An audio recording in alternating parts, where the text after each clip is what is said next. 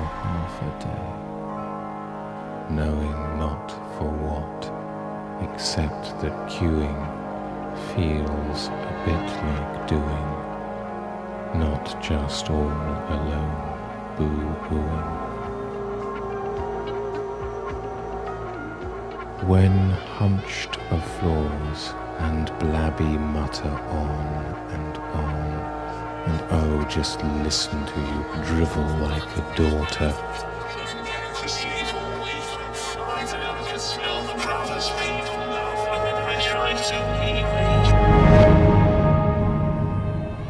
And when you drive for hours, arrive to find you nowhere gone, you've just been mouthing, broom, broom, rocking wheel, of course you have.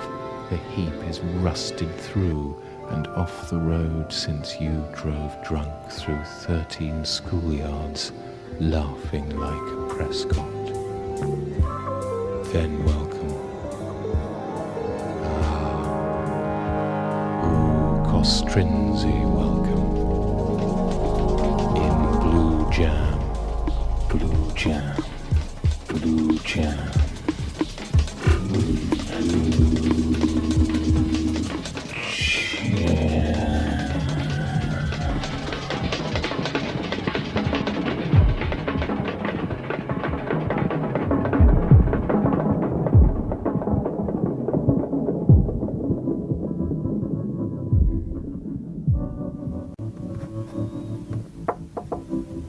Come in. Oh, do have a seat. Thanks. Now, what seems to be the problem? Well, it's a bit silly, really, but fell on this finger. Let me see. So I really bent it back. Yes. That's quite swollen, isn't it? Can you move it?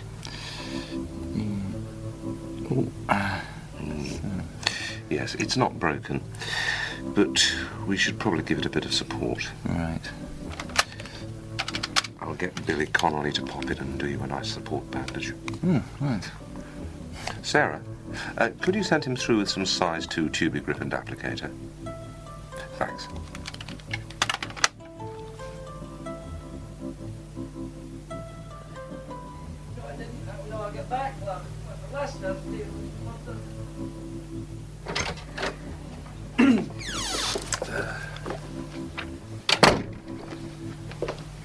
Hello. Middle finger, left hand, please. Let's have a look.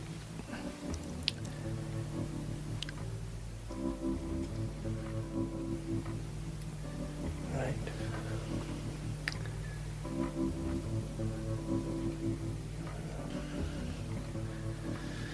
Okay. Good. Thanks very much. Cheerio.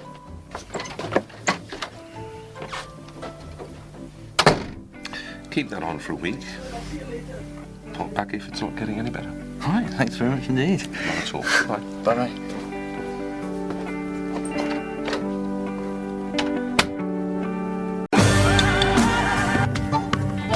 Zoe Ball, still alive, hanging from the ceiling by a flex around her neck. No one cuts her down. They just stand and stare and smile. Then go back to their desks and giggle for a while.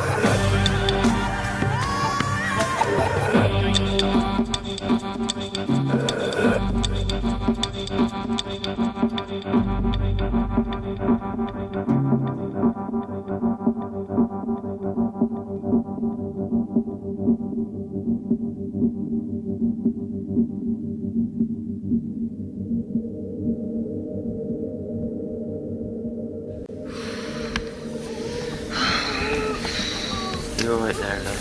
Well done, Jean. Lovely little boy. Let's have a smile for the camera. There we are. He's a lovely, healthy baby. 8 pounds exactly. Little boy, as you can see. Oh, Harvey. Oh. He's perfectly healthy. There's just one thing you ought to know. Nothing to worry about. But we think he might be a zombie. Oh, It does happen very occasionally. Just something to be aware of. A zombie? Yeah. It is shocking at first to think that you've given birth to a zombie, but then, you know, you just get used to it. Yeah. Harvey is our boy, and we regard him really as normal. He likes normal things. He's like any little boy, and he has a little go at football with you, didn't he? And he's very slow, but he'll have a bash. Right, on the head, Harv. Here we go. Ready? 1, 2, 3. There you go. Oh, never mind. Get up. No, you're all right, boy. You're okay. No, it's all right. Daddy's here. Up you get. Up you get. One thing I don't like, personally, he's been banned from the local newsagent. Now, to me, I'm not being funny, but that is not right. They say that he's, like, frightening the other customers, but how can you be afraid of, like, a little 4-year-old zombie buying a paper? There we are, darling. Mummy's got a little treat for you, Harvey. Nice little hand for you. And his food, that is a problem. That is the biggest problem for us. Because ideally, Harvey would like to eat human flesh, you know, and that's obviously going to be a problem, isn't it? Yeah. Occasionally, this mortician bloke who read about him, like in the paper, who sends us a hand or something every now and then. But we can't do that for school. That's a good boy. No, darling, no. Darling, Harvey, don't go outside with that, darling. No, not taking that outside. Harvey. We send him off with like a wire hand and cover it in chicken meat. That make them in the shed. Good boy. Put yourself down, not in the neighbour's door. I don't think they should be allowed to keep him, really, if I'm honest. But I don't know what they can do about it. I've driven into him, to tell you the truth, and he falls over and he lies there looking quite broken. And then he just gets up and toddles off. And that's even if you hit him at, 50 miles an hour or something like that. We've had trouble with the papers because police come round because they was investigating these, like, a series of, like, disappeared pets and that. And then whilst they was round, we was upstairs in the bathroom, and they saw Harvey throwing up a dog's head in the garden. So, that didn't help us out. All right, Harvey, all right, darling. You just lie there on the table for a minute. Yes, that's right, thanks. I think he knows, Yeah. So, here we are. This is what happens pretty regularly. This chap comes round after someone's complained and gives him a lethal injection. He's a special doctor, isn't he? Well, it's what they say, but no one's too careful about the rights of a zombie, are they? I reckon he's probably one of them struck off ones. Yeah, probably from the Royal Infirmary. Could I just make sure you fully understand the procedure? Yeah. Yeah. As soon as all signs of movement have ceased, then you can take him back and bury him at the bottom of the garden. Again. Good. Oh, all right then. Do you want to say goodbye to him, or are you going to leave him with me? A bit pointless, isn't it? We're going to see him again in 12 hours. We hope not, sir. They don't really know what they're doing, see? I'm just doing what I've been asked to do. All right, darling. I wonder. I reckon it's that woman over the road that's staring in. She can tell what to do. Could I just ask you to restrain him while I do the injection?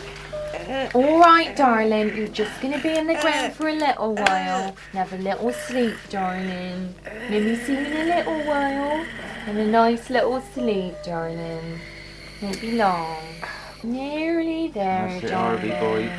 Good boy. Nearly there. Nearly there. Yeah, I think that's it. I never liked that bit. I'll just clear up and be out of your way. So, it's always like this, really. Yeah, so what happens now is we bury him and we stay up half the night basically waiting for him to dig his way out of the ground again. Yeah, I mean, otherwise he'd probably escape and we'd be held responsible, So. Stupid, that. He'll be back at school tomorrow. Makes you sick, one little zombie and everyone goes to lally. I was in Susie's house looking for a cigarette.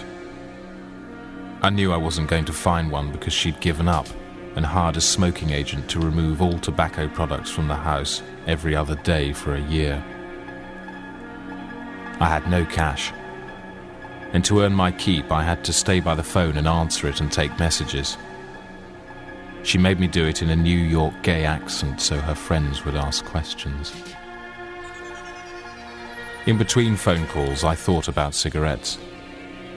I thought about breaking off their filters and putting the ragged end in my mouth, sucking a flame into the leafy tube, inhaling very deeply and savouring the mild anoxic rush with caustic crumbs of tobacco stuck to my tongue and lips. I opened the window. There's an office block opposite Susie's flat. Its smokers skulk in the lane at the back. Sometimes the smoke drifts up and in through Susie's window. Today, there was only the smoke from next door's incinerator. They have 2 dogs and they burn their turds in it. In desperation, I phoned an ad in to Loot. Cigarette wanted, it said. Please phone Susie's number. The phone rang as soon as I put it down. Susie. She wanted her Astrakhan coat delivered to her office on the South Bank. I need it for 6. I'm meeting a playwright. I knew what that meant. She has a soggy valve for writers. Oh, and could you change the sheets first? I wore the coat to make sure I didn't lose it. My arms are about a foot longer than Susie's. In the street, I paused by the smokers. Standing downwind and about 2 yards away, and breathing like a runner, I made good use of their fumes. They stared at me with some suspicion. I felt a little conversation would help. I don't work with you, I said. More stares, so I explained. No one answered the ad in Loot. They shook their heads and went inside. 2 hours later, I attempted the same method outside the stage door of the National Theatre. There were only 2 smokers, and the river breeze ripped their smoke up and over my head. I leapt and gulped, breathing 6 times too fast, and reeled giddily into the road. A car screeched to a halt and blasted its horn. I froze in shock. It drew up to my legs and honked again. I remained confused. There was a shout from inside. Then, slowly, the car pushed me over. As I squirmed in the grit, trying to remember how to swear, I heard a brusque male voice. And on the basis of that, I'd say felling a pedestrian feels more exciting than shooting a cat with an air gun, but not as genuinely transgressive as coming in your mother's handbag. Susie's laugh coiled round this pronouncement, and she appeared tugging at the end of my arm. Stand up, she said, and meet Gobi Jovler.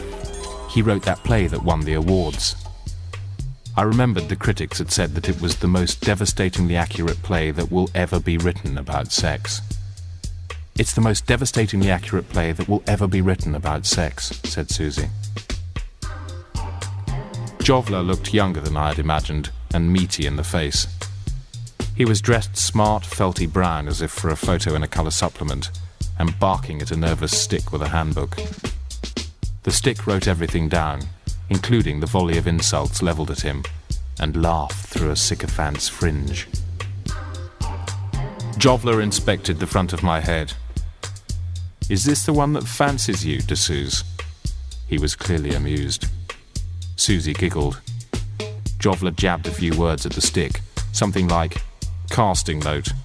An underdog so ugly the audience is incapable of any sympathy no matter what befalls him.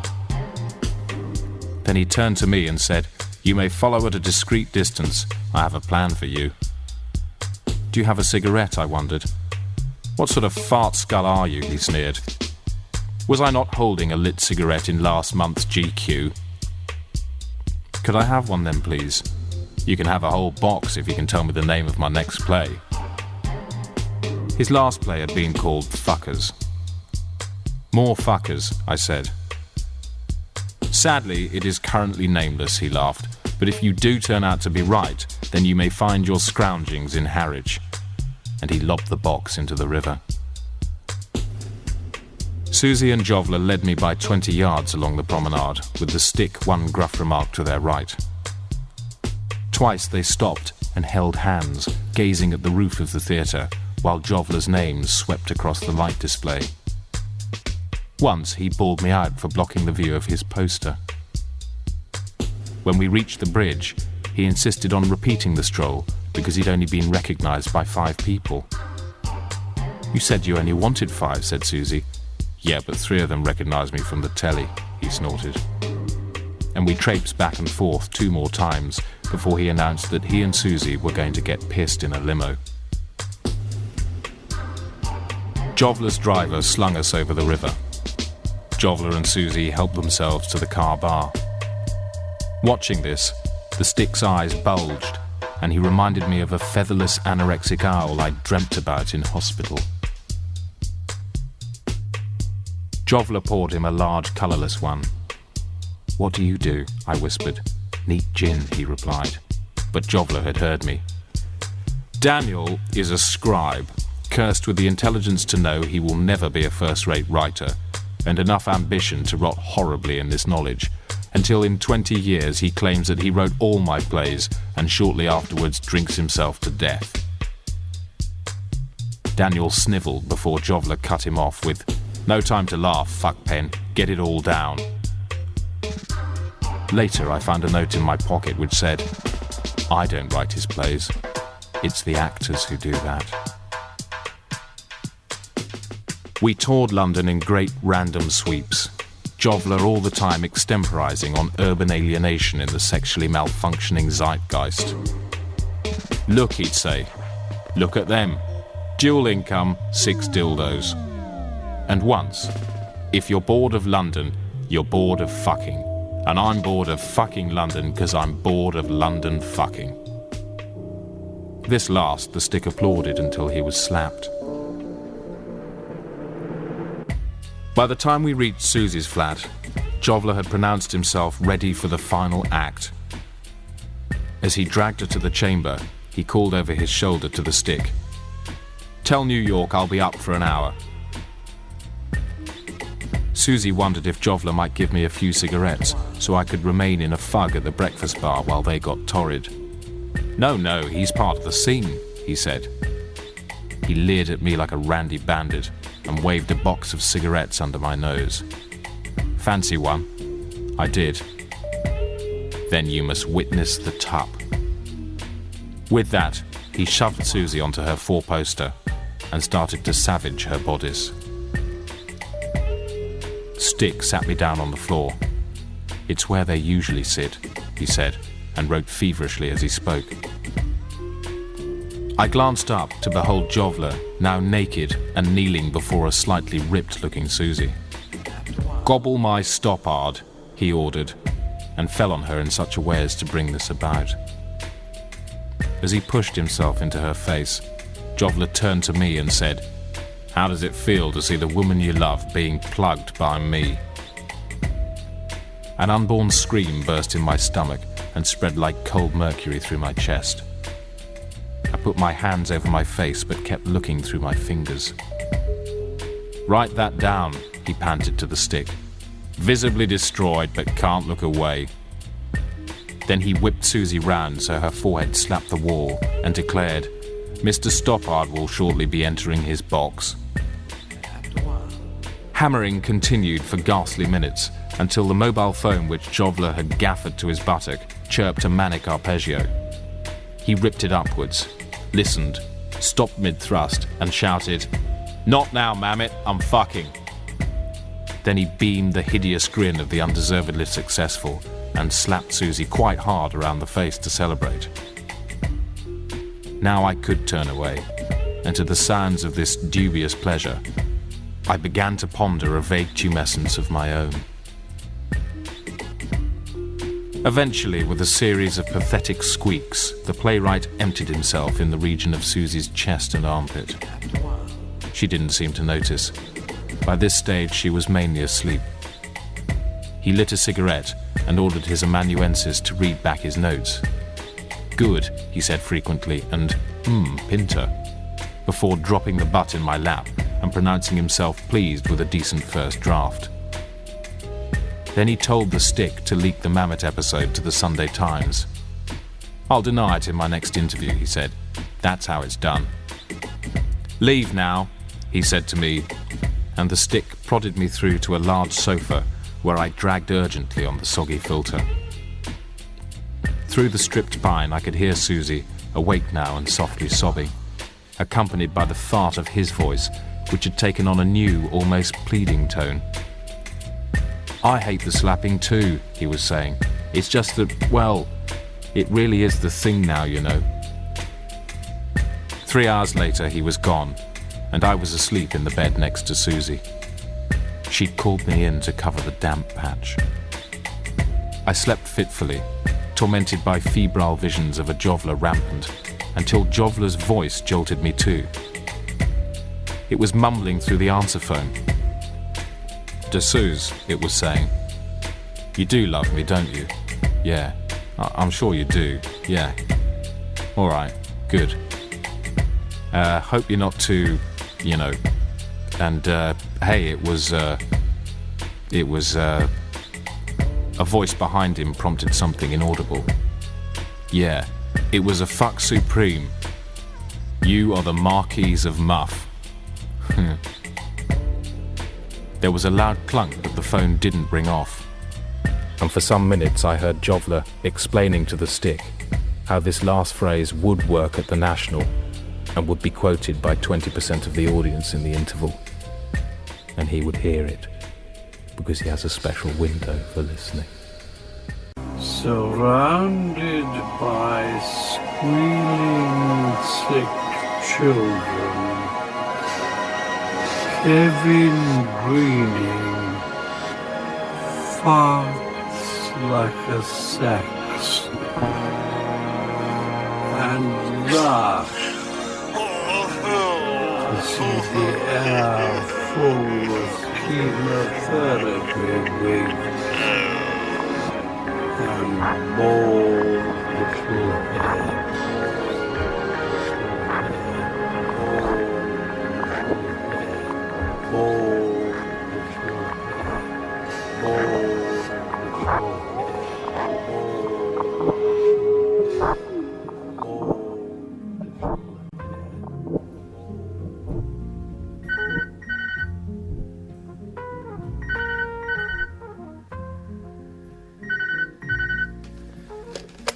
Holton's Timber. Yep, speaking.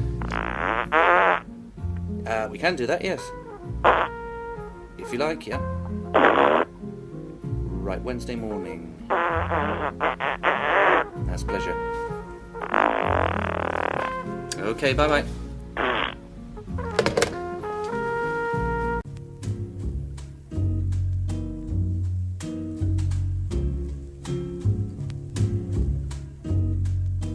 I suppose you'd say I've always been a lonely sort of person.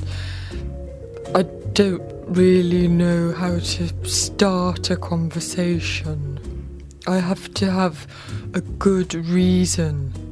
So I've started to make my reasons happen. Excuse me? Yes? Could you help me? What's the matter? I'm stuck. Sorry? I'm stuck on this. Stuck? Yeah, to this door. Oh. Someone must have put, super glue on it or something. Oh dear. I'm Lucy Tiesman. Right, could you call the fire brigade? Oh, yes. And you are? Molly Padley. Molly Padley. Hello. Hi. I found bikes are quite easy to bring down at night with a wire. They don't know what hit them. Here's one.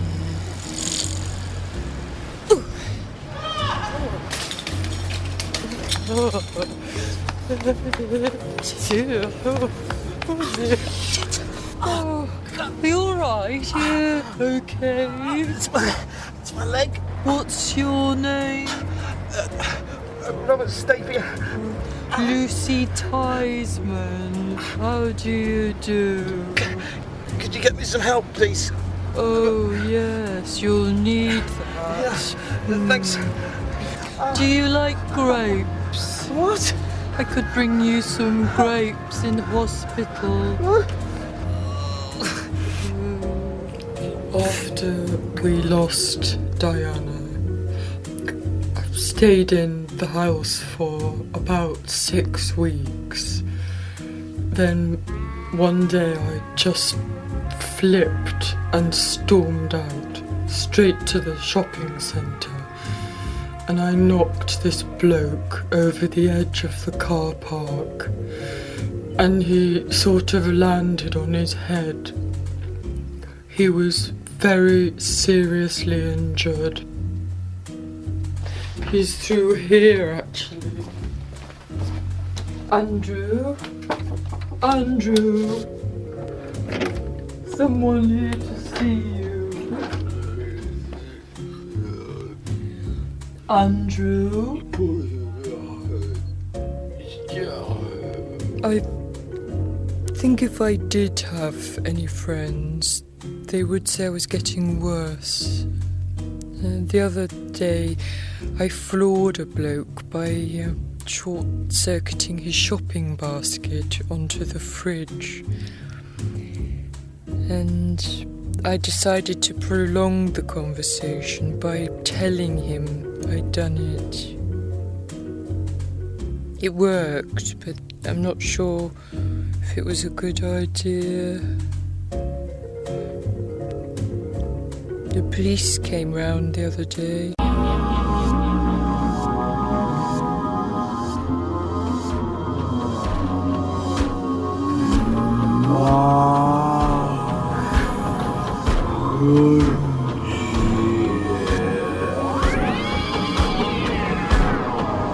Bloated, much fatter than Elvis. Ease his bulk onto a railway, and with a sigh devastates the 1940 from Paddington.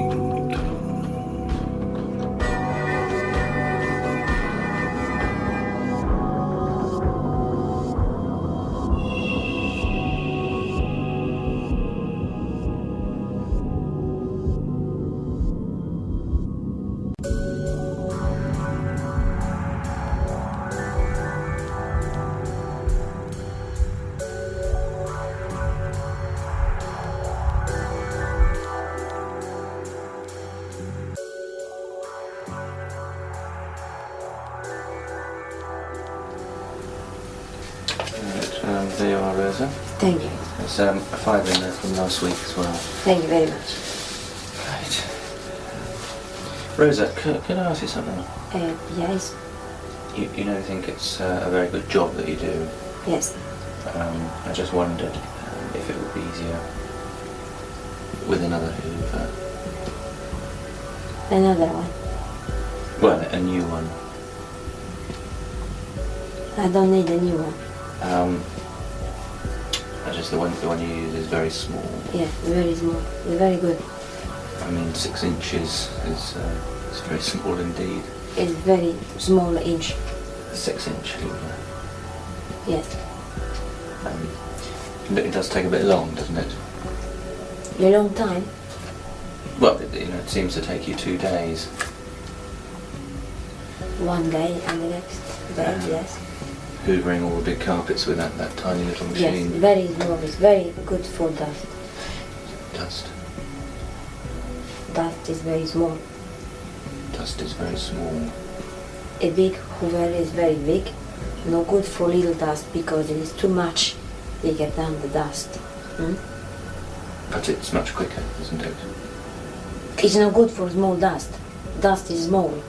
Yes, but You have to crawl up and down on your knees. Finding the dust. Yes, but we could get you a bigger Hoover, Rosa. You don't like my work? No, it's very good. It's very, very good. But with a normal Hoover, you'd be finished in half a day. There is something wrong with my small? No, it's just a time thing. If you have this.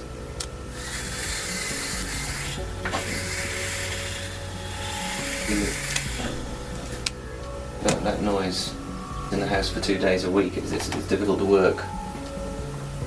You want me to go? No. Look, Rosa, we just want the cleaning to be done on 1 day, not 2. It doesn't need 2. Well, I don't know. What do you mean? I don't know. Rosa? Rosa? What's the matter? I must use it. Very good. Well, look, if you want to, yes, but really, we want you to get your work done in 1 day. 3 days. 3 days? I need 3 days to do for proper job. 3 days? It's not possible 2 days, no more. Not with this and all the small. Rosa. I buy 20 of these. What are those? Little dusters for the small mess. Look, it's no bigger than a stamp. Please, don't be cross. I do my best. I buy this special for the house. Please, I like it here very much. I do good work. Please, for 3 days is no problem for me. I know. Please, Mr. Paul, I do very good with all the dust. Oh, all right. Every little bloody dirt. It's 3 days. Yes. Okay. Thank you. Right. I go now. Yeah. Bye. Bye.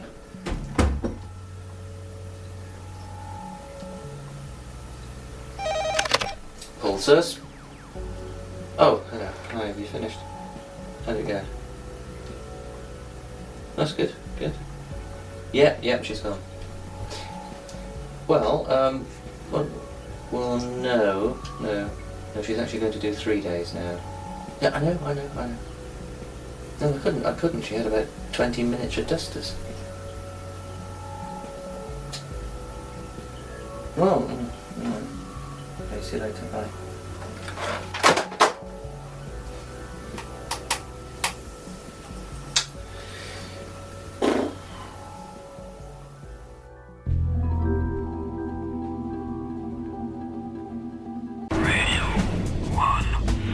I can see Steve Lamech as a frail old man in a wheelchair, trying to shake hands with an elephant.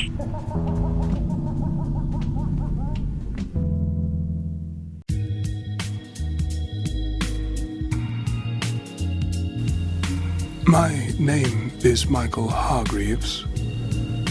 I'm a musician. And for about 20 years now, I've been possessed by the spirit of Ludwig van Beethoven.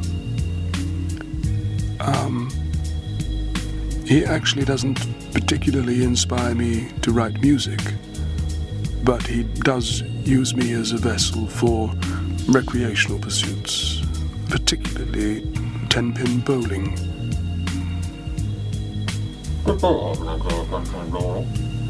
Well, not really. They didn't really have bowling in his time, but he's certainly enjoying it now, through me.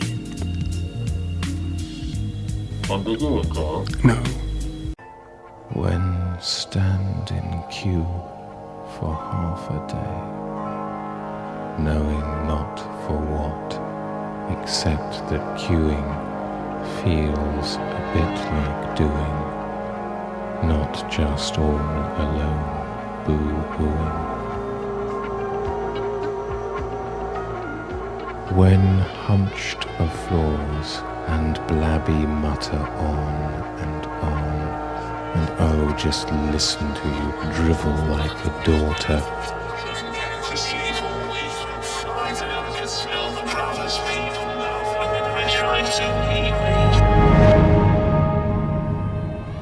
And when you drive for hours, arrive to find you nowhere gone, You've just been mouthing, broom, broom, rocking wheel, of course you have. The heap is rusted through and off the road since you drove drunk through 13 schoolyards, laughing like a Prescott. Then welcome.